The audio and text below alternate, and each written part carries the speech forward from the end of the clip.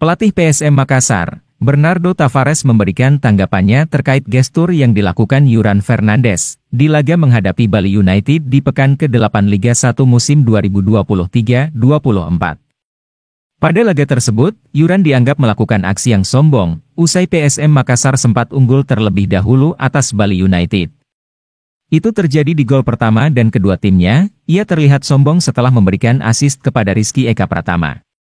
Sedangkan untuk gol kedua, ia terlihat berteriak di depan penjaga gawang Bali United, Adilson Maringa usai Yance Sayuri berhasil mencetak gol. Tak cukup sampai di situ, bek asal Cape Verde juga terlihat menganggap remeh lawannya. Itu terjadi ketika ia terlihat adu sprint dengan penyerang Bali United, Spasojevic.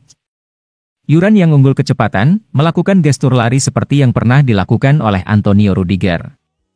Usai laga, Bernardo Tavares pun memberikan tanggapannya terkait hal ini dan menyebut ini adalah sesuatu yang normal. Menurutnya, hal berbeda akan didapatkan Yuran Fernandes jika saja PSM Makassar bisa keluar sebagai pemenang di laga ini. Menurut pelatih asal Portugal ini, aksi-aksi nyeleneh yang dilakukan Yuran itu bukan tindakan yang tidak respek, melainkan itu adalah tindakan yang normal. Hanya saja, tidak dianggap biasa oleh para penonton.